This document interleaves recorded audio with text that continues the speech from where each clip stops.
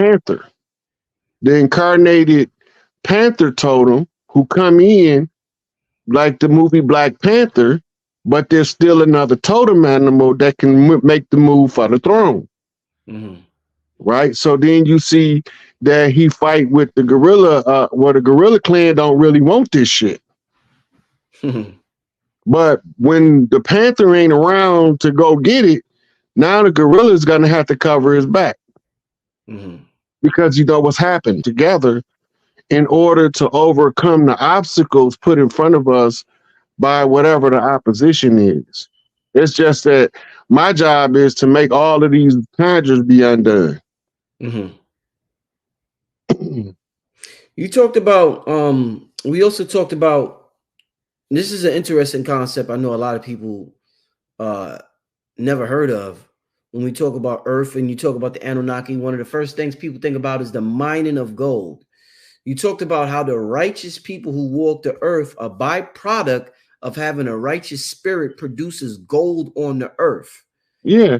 And a byproduct of unrighteous spirit produces oil. Could you, now that's some weird shit. Could you elaborate on that? For a lot of us, that's weird. But we are accumulated stardust. Yeah. Right? When we walk on the earth as a righteous soul, the earth being naturally creates the gold. It's a heart chakra resonance that causes the reflection of the sun penetrating the organism, reaching the core of the earth, and it get trapped on the return in the veins of the earth as veins of gold. Right? The unrighteous, because they need time and temperature to develop, start out as the producing oil in the earth, because this is how the earth filters the dirt they do. So they turn it into capital. The oil need time, temperature, and pressure to become a piece of coal. And from a piece of coal, it moves as a dynamic diamond, as the most purified form of carbon, which is transparent. But it gives off the appearance of colors by the pigmentations of light that strike it. So it's a prism of light. And so those who come in, low vibrational beings, as they evolve, produces the oil as a side effect of their presence, striking the core of the earth, getting trapped in veins that they call oil veins.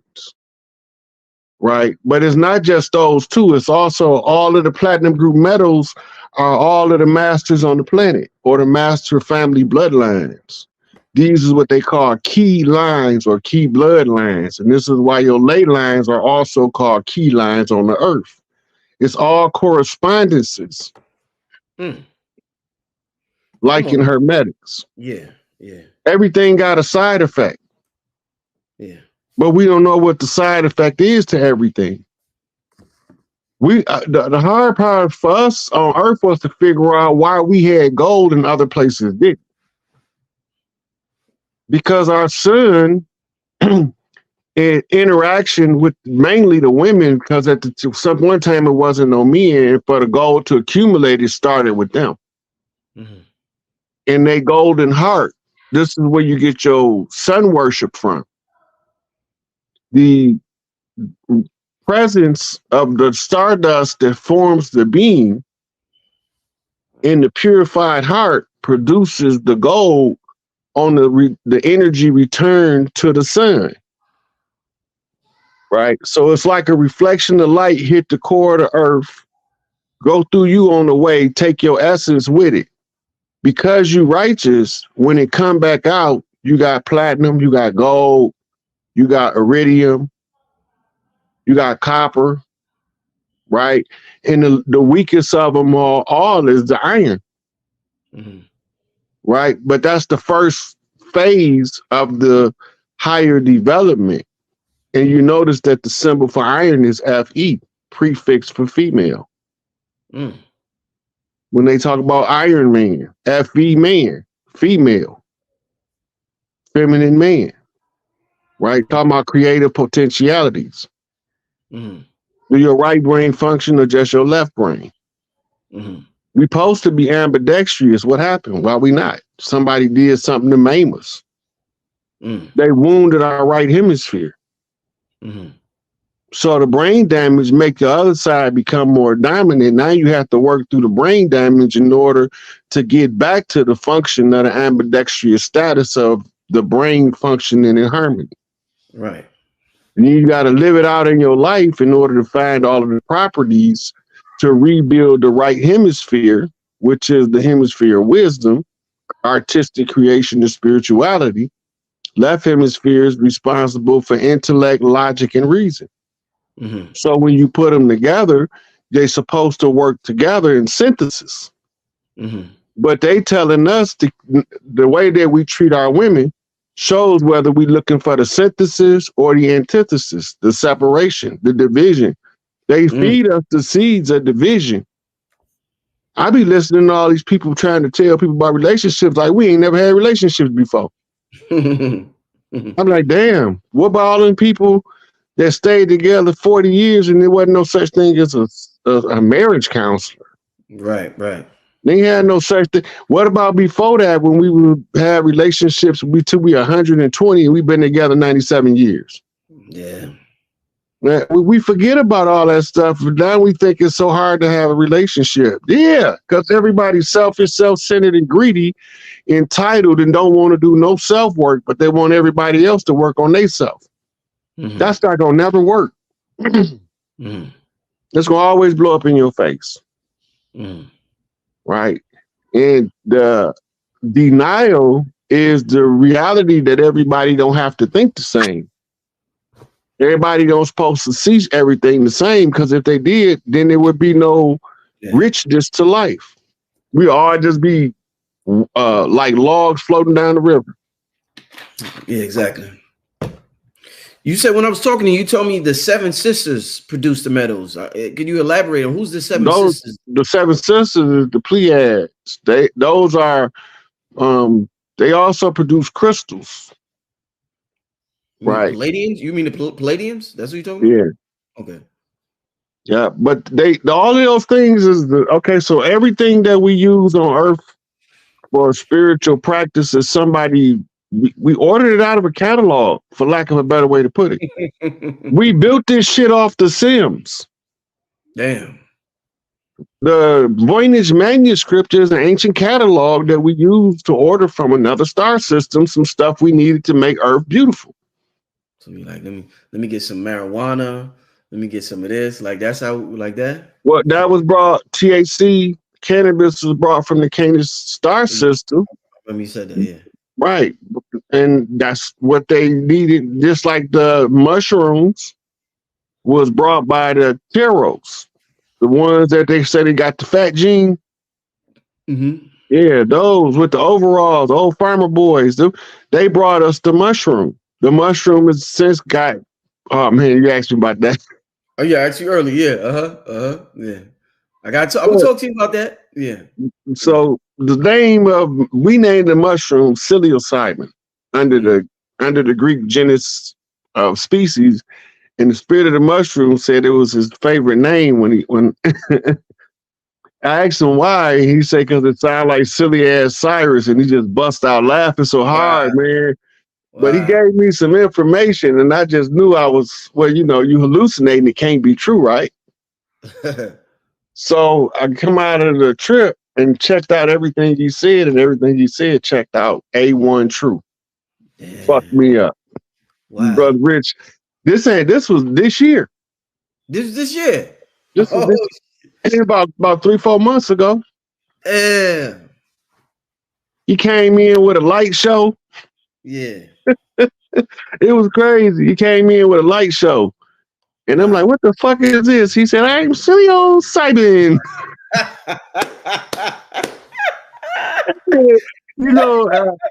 I get extra serious when I be dealing with something that's not normal to me. So I'm like, who the fuck? Oh, wow. I am psilocybin. Wow. Oh, man. He went to showing me where the life cycle of the mushroom. I'm looking at snotty cow noses, snotty moose noses, Yeah. snotty buffalo noses. They all in the fields sucking in spores, sneezing them back out, and then dropping dung on them. Yeah. And then the mushrooms spring out the dung. So he's showing me the life cycle, but the one that threw me off, he told me to focus on the elk. Right? He said elk love mushrooms, right? And so we go on and on and on. Then he tell me that for psychic healing, the proboscis monkeys still use mushrooms for psychic healing, right? So I'm getting all this in the trip. He then told me, he say, I got mushrooms everywhere. Wherever you need to know something, I got mushrooms there. He went to showing me mushrooms in caves. He showed me mushrooms on mountains, mushrooms in the fields, mushrooms on trees. He's just showing me different places where mushrooms at, right? But then he took me back to the cave, right? So he said, now this is the whatever species of mushroom he told me it was, and he said they got something called bioluminescence. It allows them to illuminate caves. So I come out of the trip and somebody sent me a reel talking about animals that get high.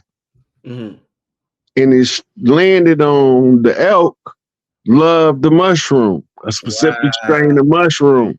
Blew me back. Boom. So I'm like, man, so that made me go look up the proboscis monkey. And then they say the proboscis monkey has an obsession with the mushroom. And I'm like, God damn. I said, okay, I'm tripping. So I go on here about 2-3 hours later, I come back, I go check my messages. Somebody sent me bioluminescent mushroom illuminates cave article. I'm over here tripping off my trip. Yeah, basically. tripping off your trip. Yeah. I was like, wow, that was. I'm like, I'm not even under the mushroom experience now. The aftermath is more dynamic than the actual trip itself. That was a hella interesting story right there, right? Wow. Wow. So something else we was talking about, Rob, when we was talking about the different cycles and the different thing, because we were just basically talking about how this shit is just a video game. And it's a proverb that said there's nothing new under the sun. If it's a guy named Michael Cremo, he wrote a book called Forbidden Archaeology. Got history that is so far back that it doesn't make sense for it to exist with our current paradigm.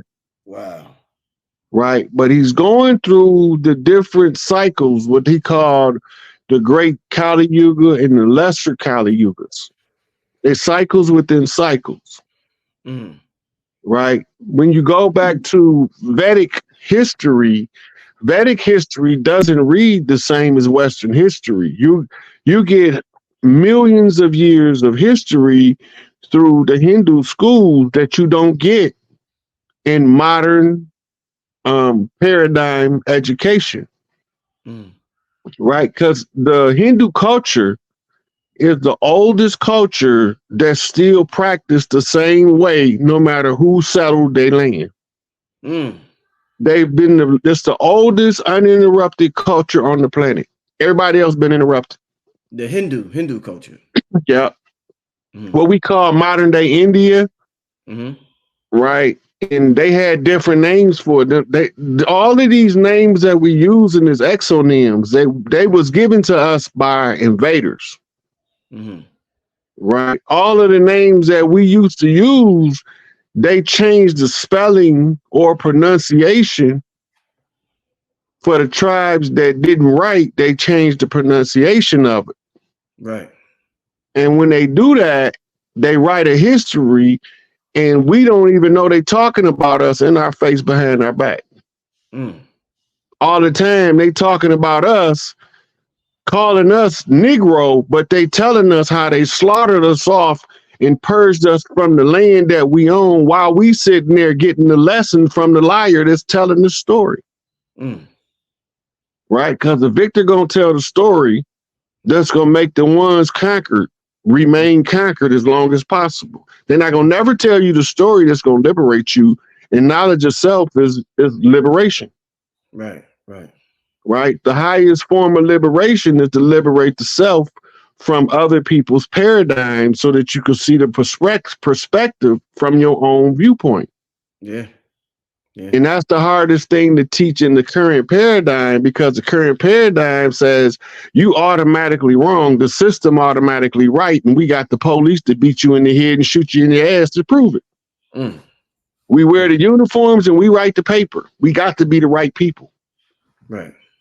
So we assume because they uniformed and they got all of these stacks of papers, then they look important, they must be important motherfuckers. Mm-hmm. Mm-hmm. All the time, they the frauds. And the real important one is that old man in the hood sitting there drinking his wine, watching the world go by because he ain't participating in these games. Because it don't make sense to him. Right? It's a song by Incognito called 100 and Rising. Mm-hmm. And the girl singing, she said, old man sitting in the shade, no longer wanting to participate in this charade. Mm-hmm. You know, he's sitting there drinking his lemonade and it's 100 and rising. You're watching the temperature of the summer day go up, but she also watching the temperature of the people go up, spiritually speaking. Mm-hmm. Body temperature might not go up, but eventually you're going to get fed up with certain stuff. It just takes the strongest people longer to get fed up enough to do the right thing about it. Facts. Yep. Oppression is atmospheric. That means that you only gonna stay as oppressed as you're willing to accept. Then you're gonna break free because you're done with that crap. Mm. You also talked about because we talk a lot about us in a former cycle being giants, and there's so much evidence that we used to be giants. We was talking about how we chose this particular avatar, smaller one, to populate more. Mm-hmm. So this is a chapter of misery, the epoch or the age of warfare. When you were giants, the warfare was fought mano a mano. When you modern size humans, you fight your wars with armies. Right. Right. So it's not reliant on one person having to be the strongest. If he can position the most soldiers in the best spots, he can win the war without striking a blow. Mm-hmm. So we didn't been through everything. If you can think of it, we did it already. Because it's already in your memory bank. Right. Right. Now you can create something with the agency of art that's an abstract of something we're going to create in the future.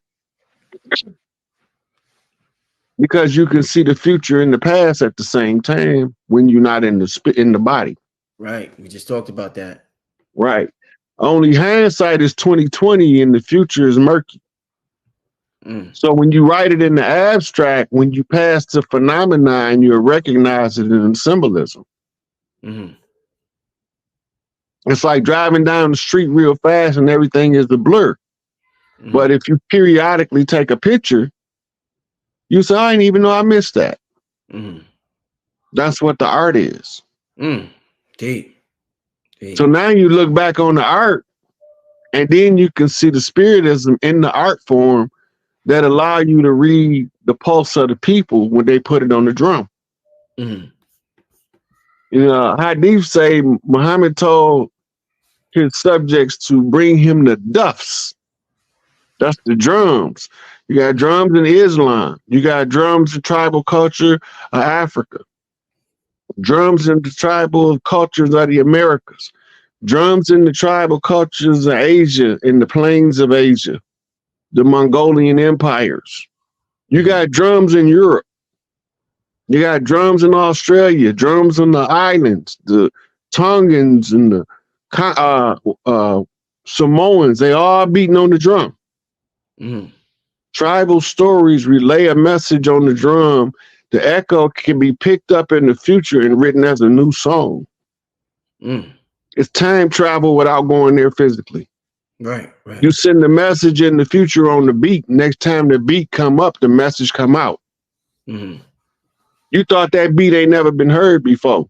You just ain't hear it in this lifetime. But whoever put the message on the track is the one who can see the message that was being delivered when it was made the first time. Mm. The one who can hear the track, that's the producer that make the beat. He can hear the echo of the past.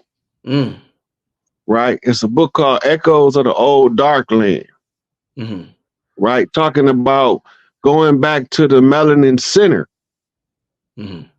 Right? But we always refer to it in modern times as going back to Africa. It's not Africa, it's Ethiopia or Ether Utopia. Mm. The spirit science of the nine ether liberates us from all lesser conscious gas forces. Automatically, when we understand how it works and what it does, we free. You said Garvey brought it to the mainland through the Rasta house. Mm. Right? The Rastas knew what it was, so they perpetuated and tied it back to Ethiopia through Haile Selassie. Mm. Ethiopia is tied to India because India used to be Eastern Ethiopia. Mm. Right? And the people in the Ethiopia in Africa today is called the Afar. Mm. And we used to call people from the far eastern Ethiopia the Afar Inca. Mm. Right? They was the people at a distance. Mm. Inca meant people. And we used to refer to ourselves as the Amur Inca. Mm. Not to be confused with Moor, because Moor is a catch term and is modern. Mm. Mm. Right? So the Amur Inca meant the people who was under the rule of the Amaru Empire. Mm. Right? And the deity that was responsible for the Amaru Empire, which is a priesthood on the Leopard clan, and the stealth priests is Black Panthers. And we call him Tupac Amaru. Mm. Right? So we see him today and we call him Tupac Shakur. Mm. Right? And then when we see DMX, that's Chief Zolo. When we see 50 Cent, that's Curtis Jackson. He's an ancient conjure man from New Orleans. Yeah. One of the coldest. Yeah. Yeah. When you see 50 Cent, he come with something called the big 50 flip. The big 50 flip is giving the conjure key off of the fatherland that was hidden in the father house over to the motherland by giving it to Big 50. Mm-hmm. Big 50 in turn rallied the troops, the March of the Mayors, to flip 50 mayors. And they all come with a regiment. So in the war games, by positioning the divine feminine across the land and tying them to the capitals, right? It gave me 50 sisters to flip off of 50 niggas. Mm-hmm. And 50 Cent being Big 50. Wow. Guerrilla unit off a guerrilla clan. Damn. To a black gorilla family. Yeah. To a GD that's a pit bull. Mm-hmm. Wow.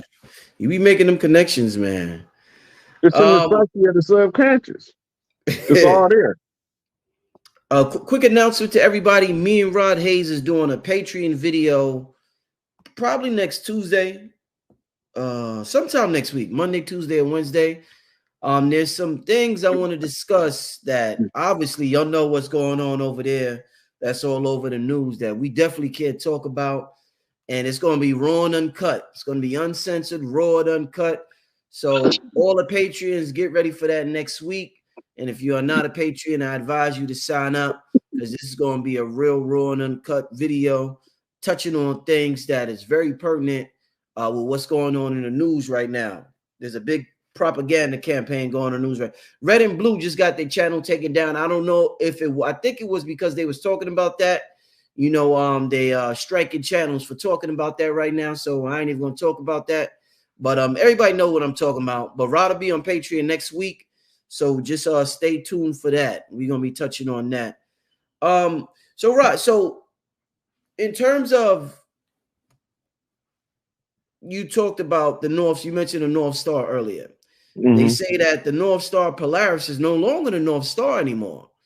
What does that mean for this paradigm and the paradigm that we're entering, that we don't have the same North Star that we had anymore, Rod? So that would mean that the shift is taking place already. We just seeing it. So we'll know about it from the stellar event before we see it play out in the physical reality. Okay. When you get the report that the stellar event has altered, it's telling you that there's an incoming alteration in what's going on the earth with the human people reenacting the movement of the stars.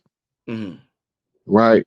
So some of us are trailblazers, we comets, we burn through the land. You know, then some of us, we just lesser stars that follow the beaten path. Right? Until we build up enough momentum in our own orbit to become supernova. Indeed. Cycles of life. Cycles of life, huh? I want to get to a couple of questions. I got a double header tonight, y'all. I got KT coming on at 9. Me and Rod will probably be on here for about another 20 minutes. Then I'm gonna take a break, and KT's gonna come on at 9. So I want to take some questions from y'all. I don't want to leave here without getting some questions from y'all. Give me some questions. I see a couple of super chat questions. Somebody wants to know, Rod Hayes, what is the effect of the solar eclipses? The effect will be different for different people. Right? When you understand eclipsing energies, is one energy overtaking another energy. Right? And the symbolism is timed to the divine feminine reclaiming their power on earth from the less than divine masculine usurpers. The timing is synchronized, so it can mean a lot of stuff depending on your spiritual rank. Okay. The lesser your rank, the less it means. Then some people, it ain't gonna mean shit. They just NPCs anyway. Right? But then some people, it's gonna change the world for them. Their whole paradigm just shifts. Right? Old things that didn't serve them can fall off, and future things that's going to be in their greatest good come online. It just depends on where you at in your development. Somebody said, coming straight from a Maori elder, Hindu is not the only uninterrupted culture. Maori culture is also uninterrupted. No, the Europeans interrupted it when they interrupted this one over here. The Europeans have it now. They still hold on to the aspects of their culture. Don't get me wrong, but the majority of them church people. That's interrupted like a motherfucker. They Catholic Christians, right? Then the ones who don't want to participate, their culture is not interrupted because they don't even live with the rest of the ones that has been usurped, have been deviated, told their culture was some kind of backward field jargon, some bullshit, and then this Christian shit is what's right. But some sizable portions of people there that's been Christianized and it's been dominating the society. When you go to India, they doing the same thing in 2023 that they was doing in 700 BC.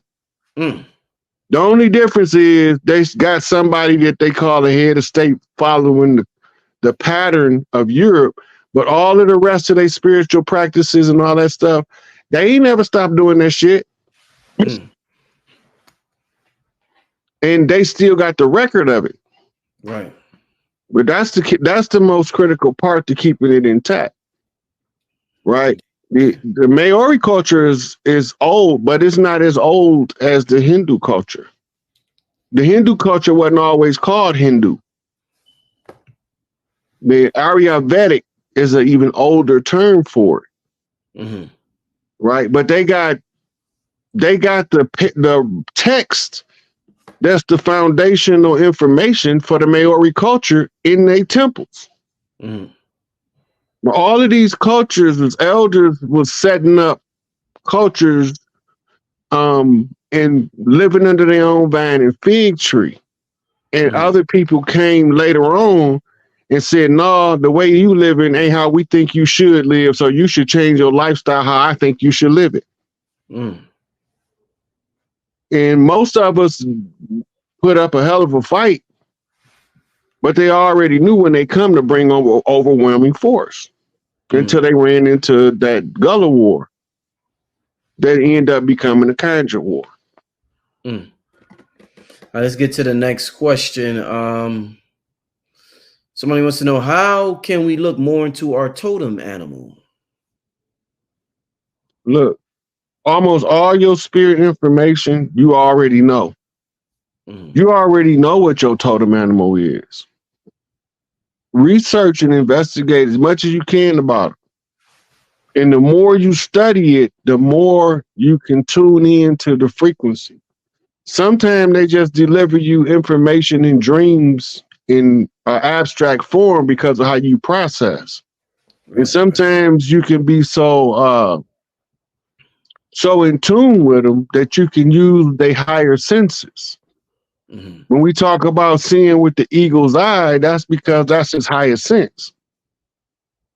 You know, you smell like a bloodhound. Mm.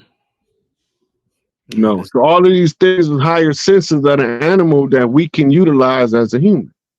Mm-hmm. Let's get to another question, Rod. Melissa wants to know, ask Rod to share who amongst the Anunnaki is responsible for destroying Apsu and Mother Tiamat. When that happened, that was an accident. It was a miscalculation in the navigation system.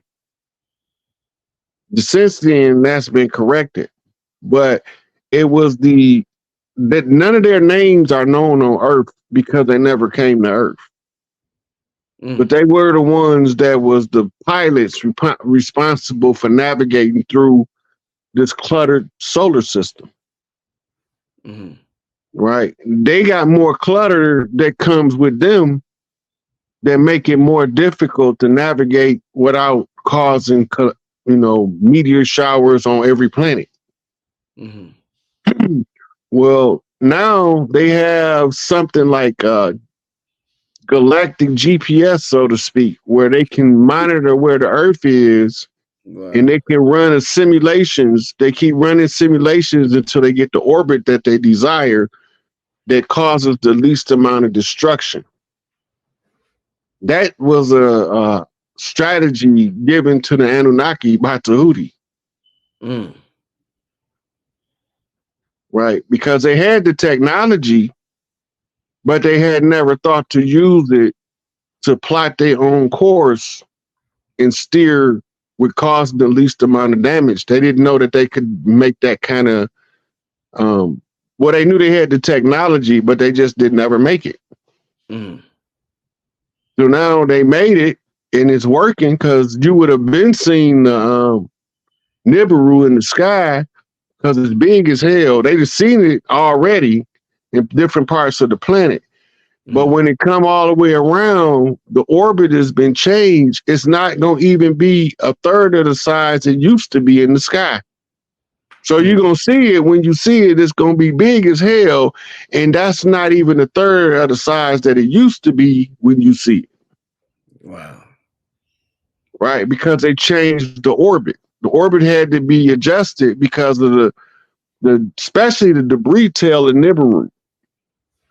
We still getting iron oxide, but it's coming in patches. Before it was coming in the whole storm, had a whole planet red. Now it's coming in patches. That's a good sign. That means they just out of the reach where the tailwind is not smothering us, so to speak. And it's minimizing the potential for the so-called doomsday. Because every time they used to come, the crust used to flip. But this time, only the core flipped. That means that they adjusted it just out of the reach of the planet enough where it won't cause the surface to flip, but it will cause the inner pole to flip. So before it flipped, it got to stop. That happened back in January. And when it picked back up and started rotating again, it's going to go the opposite direction. They reported that 6 days later. That's the reversal of the poles without the crust flipping this time. It's all part of the redemption process. The more we do what we're supposed to do, the more we get to divert all of the catastrophes. Oh, they call it near misses. Bad shit gonna happen, but worst case scenarios never occur. Right. So bad shit gonna happen, but worst case scenarios never occur. Because there's always a minimizing ritual you could play out to reduce the activity of the whole overall catastrophic event. Right? They could have did 9/11 to minimize nuclear holocaust. So it's been a ritual to lessen the destruction that causes a ripple in the people's emotions, sufficient enough to know that a catastrophic event took place. Now they don't have to do nuclear holocaust. But it depends on who gets the position to use the energy. The egregore, the accumulated thought forms of the most people. This is why you want them to believe in themselves. Right? Because everything starts self-correcting for everybody. The more people believe in themselves, the less that the egregore is centralized in the hands of corrupted people. Right? So imagine that the universal mind is a blimp floating over all of the people. And everybody think that the pilot of the blimp is the best person for the job, and he the absolute worst because he can't even fly a blimp. But we all focusing our energy to him, and he about to crash. And then all we have to do is realize he about to crash, disengage, and then we take control of the blimp. As a collective, we control it now. It's the same with the universal mind. We can control it if we get enough of us to believe in ourselves, Christ consciousness, collective consciousness. Raising our consciousness collectively at the same time to the position of I believe in me, because Big Mama said I was going to be everything I could be. And I believe what Big Mama said over what these people telling me. Disengage. When you disengage, they machine malfunction. AI starts to cough. And it's a wrap. What's your opinion on AI, Rod? I don't know if I asked you that before. What's your thoughts on AI and technology? It's useful. Just don't misuse it. Indeed. I don't have a problem with nothing humans do, nothing the so-called guys do. Just don't misuse nothing, and everything it works where it's supposed to. You're supposed to develop technology.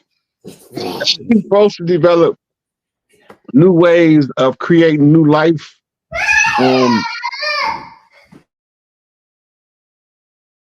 Creating new life experiences in best life scenarios, no matter what's going on around you. So AI in and of itself, it's just AI for 4-bit quantum encryption. It's still not God mind. Right. In the 3D, the God mind is a 19-bit quantum encryption. That guy's no match. Well, what's a 19-bit quantum encryption? That's the speed in which data can be processed across that many different dimensions, 19 dimensions of information. The AI got a limiter. The limiter is it can't go past fourth dimensional mind matrix. Once the human mind get the fifth dimensional spirit soul matrix, AI can no longer control it. You outgrow AI. But as long as you stay within the frequency range of the AI, it can dominate and control. Right.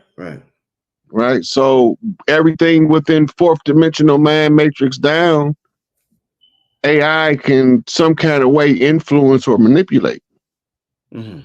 But it can only do according to its program. It can't break from its program because it's only artificially derived intelligence simulating the intelligence of the God mind.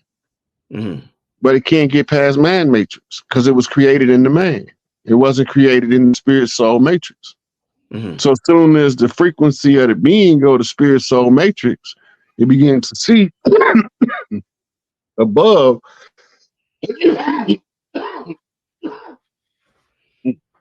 Take your time, brother. Take your time.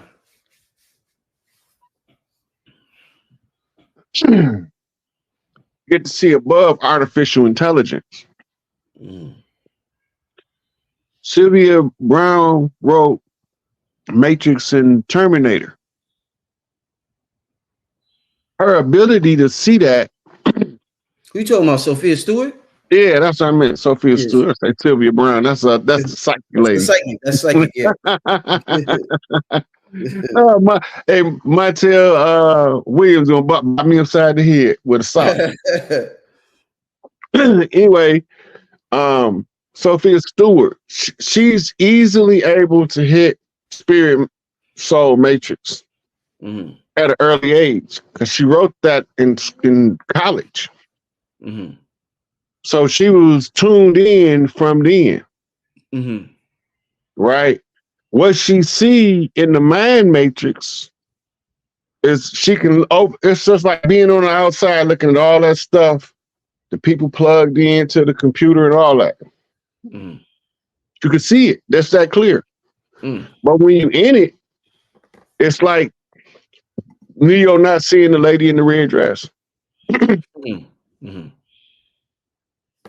you in it now. Let me get to a couple more questions before we get out of here. Kenneth Davis Rod wants to know, Brother Rod, how should we operate in this world if we don't want to participate in the charade? I'm just over 30 and I'm over the illusion. What does breaking free look like? It's going to look different person by person because you got to rely on what's written in your spirit, in your soul, to guide you to the path of least resistance to your liberation. That's the hard part because now we got to believe in ourselves to the point where we don't have to follow the beaten path. We can stretch out on our own. Right? So liberation look different for different people. Some people, a $20 raise is liberation. Then some people, liberation is being able to retire with a certain amount of money and fish all day. Some people is hunting out on the plains. Other people is being able to go skiing anytime they want to. It don't look the same for everybody. You got to know what fulfills you in your heart in order to know what your own freedom and liberation is going to look like. Once you see it from your heart space and from your mind space, it converges in your real space. So it's look different for different people. Excellent, excellent. Let me see. Starseed Weed Puller wants to know, what's going on with the Alpha Dracos? Is this our creators equals dragons? The Dracos is on the Galactic Council as one of the oversight beings to the conflict between the Anunnakis and the humans. Also, the Pleiadians are watchers, the Arcturians are watchers, Zeta Reticuli, and then you have the scientists that's checking the genetics to see if the plan that was written by Enki is working and making sure that everybody have an equal right to ascension based on the assimilation of one drop of blood, right? So when you're looking at these different beings, you have some Draco beings that's malevolent that came to subjugate us. But the higher evolved Draco beings that sits on the Galactic Council is responsible that if they lose the war, they got to correct them. They responsible to clean that shit up.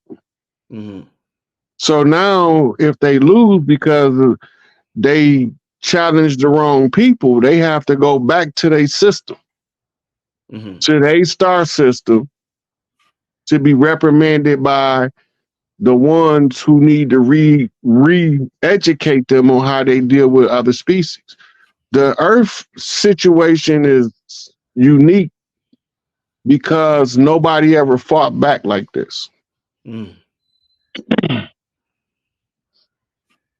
This is like World War II dogfight in the air. Wow. You know, and it took a lot of resources from multiple parts of reality, but this is the way that it's set up. This is the script for the simulation. It's the backstory, right? And the backstory is read best by what you see now. It's always everything you see around you, you're supposed to see it right now, but what led up to it? Reverse engineer that shit. Remember when Billy was on there. Yeah, and then I'd say, well, because when you reverse engineer it, if there's an error, it'll show itself. Right. All right. That's why everybody talking about my religion, the only true religion. Bullshit. Bullshit. Nobody's religion is a true religion because religion is the whole concept is a military strategy of subjugation. So ain't no such thing as a true religion unless you understand that your subjugation is your religion. Then you true to your religion, and now you following a true religion. But if you don't know you subjugated and you believe in something because somebody told you it's what it was, you haven't developed enough knowledge of self to break from the paradigm given in order to liberate yourself from the doctrines and dogmas of man. All of it is military designed to keep you from ever conquering your conqueror. We're going to do one more question before we get out of here. This is from Hoop Daddy 7. What's up with the Creole slave master, Marianne Celeste Dragon? I'm not versed in that particular one. Okay. Yeah, I don't even know. I don't even know who that is. So I'm trying to see if no data's coming up. I'm searching my memory. I'm like, that's not computing. Okay, let's get to another question. Hey, when we're awake, are we dreaming? And when we sleep, are we really awake? Yeah, you're living in two consciousness at the same time. When you're dreaming, you just aware of what's going on in your mind while your body resting.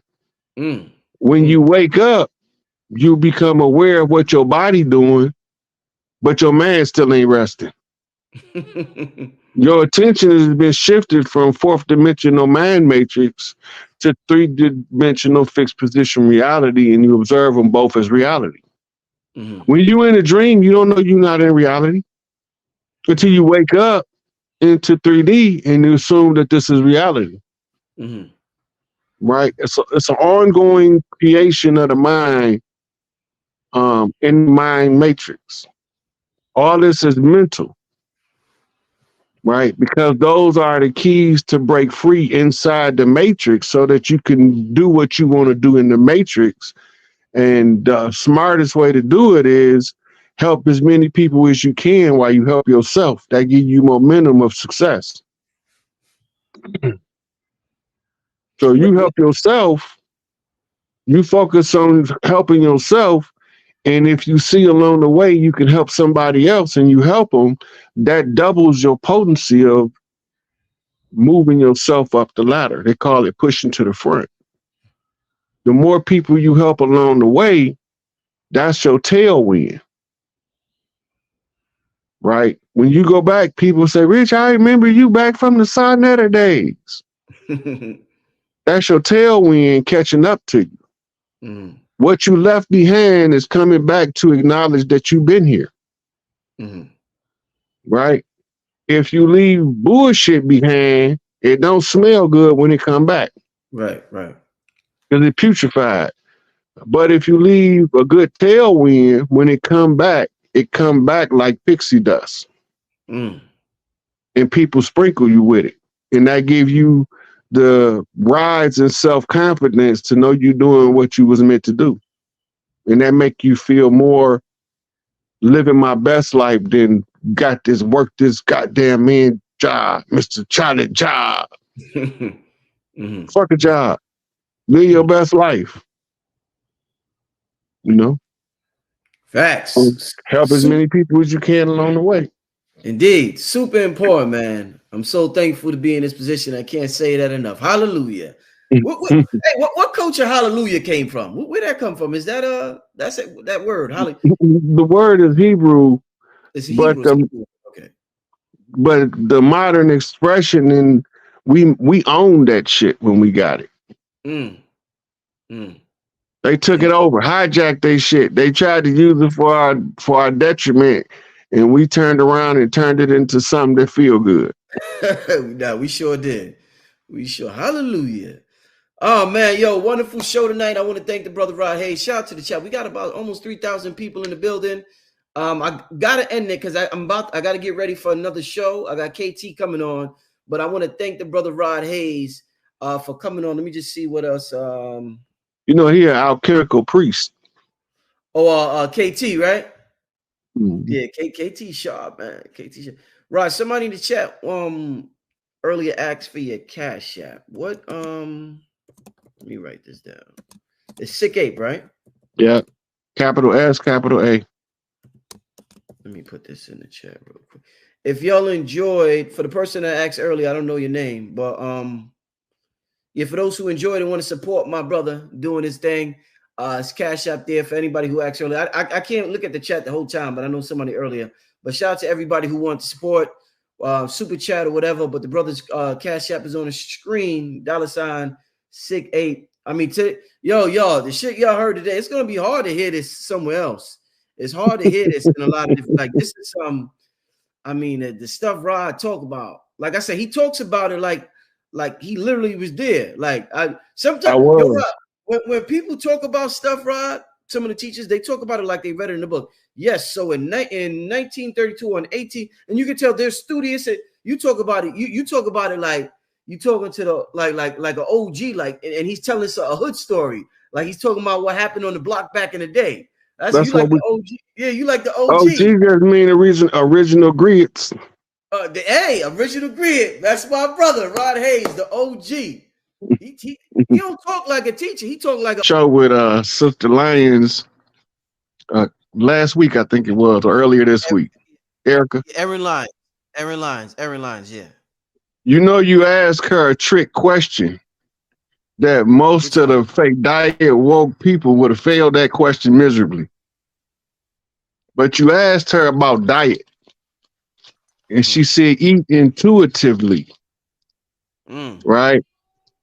That's a trick question, because only the ones who really know what they talking about gonna tell you to eat intuitively. Right. Then yeah. She said don't follow that's one of the questions that you ask somebody that's so simple, but the answer proves their position, and that's being in the position of right, telling the truth, right?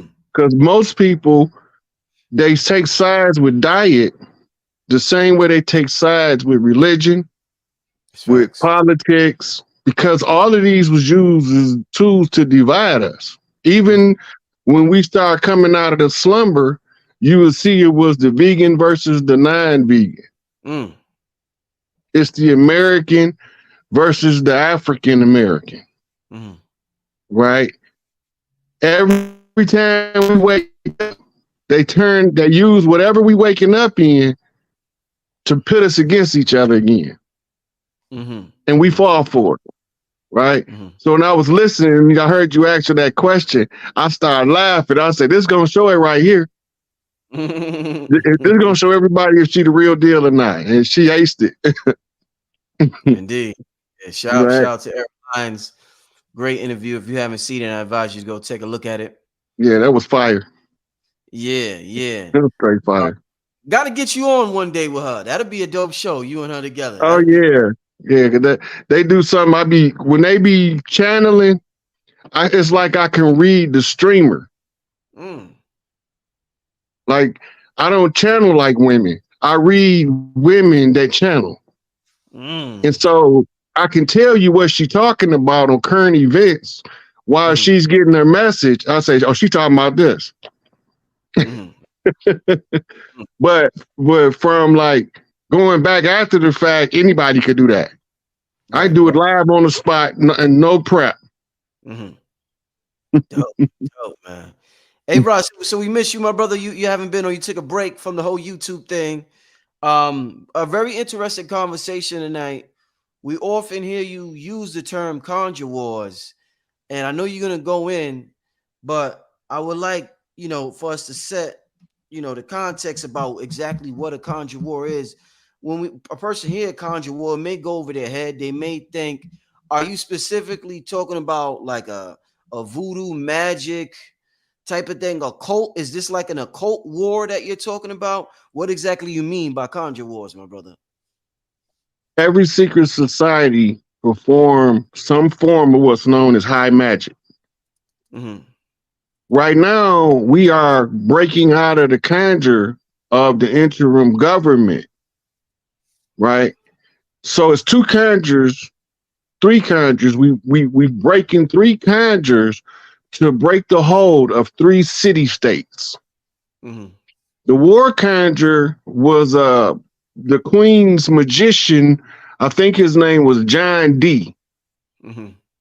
Right? He gave her a conjure that gave her charge to military of anybody who was using blood rights to create a construct to keep us trapped mentally. Right? So John D. and the Queen in Europe did that conjure. They brought us the Bible. The Bible was a conjure called religion. Religion, if you trace the root to the word, it means to bind down to something. You use amen, which means conceal the God within.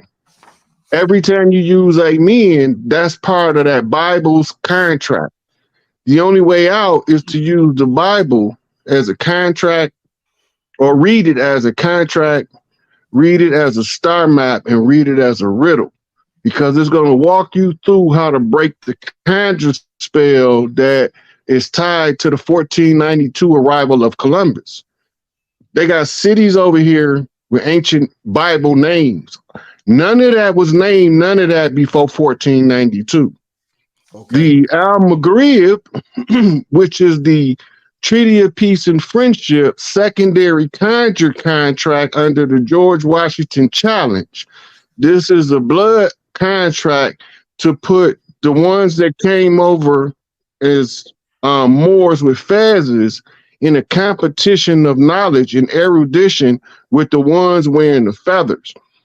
The parameters of that conjure was that anybody that's one of the chiefs on the land, the first one to break free from the conjure is the one that's supposed to tell everybody, break free from the conjure, this is what it is. The hard part is our people didn't remember that we was under a conjure war. So when we start reminding them of Big Mama, we all got Big Mama examples that jars our memory. So when I came knocking Big Mama's drum, that's the little drummer boy trying to become the drum major to lead the band, so you can see what everybody is telling you, a piece of the puzzle, but they can't see the whole thing because we wasn't supposed to. So the conjure war is all of these sorcerers called priests. They do high magic. Warlocks do high magic, but warlock is not the person. Warlock is a condition that the people are in during the conjure war, where they're not allowed to access their wealth to deplete the natural resources of the land. And if you look, America has not traded its own oil pumped over here in Mexico and Texas and Arizona, etc. They haven't been trading in that oil because it's in a warlock, meaning it's held in abeyance until somebody remember the parameters of the contract.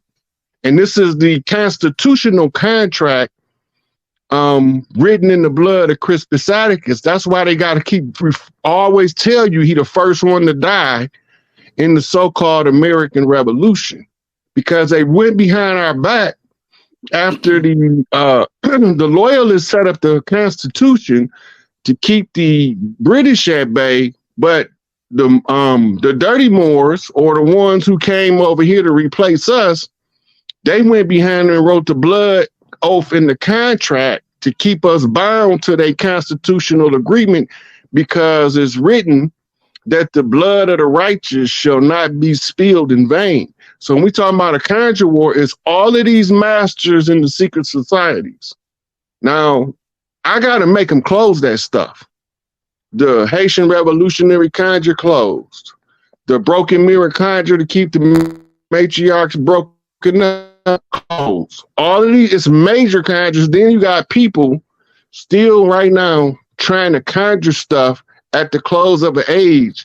And every priest know that when you try to conjure at the close of an age, you reap all of the negative energy from that conjure. This is sorcery at its finest. It's absolute sorcery. It's a conjure. It's voodoo. Well, voodoo is a bad terminology because they told us it was, but voodoo is actually nature science. And that's the only way you're going to see your way out of here. That's why they kept telling us voodoo was evil, to keep us from going back to our ancestral ways. Mm. So that's what I talk about, the conjure war.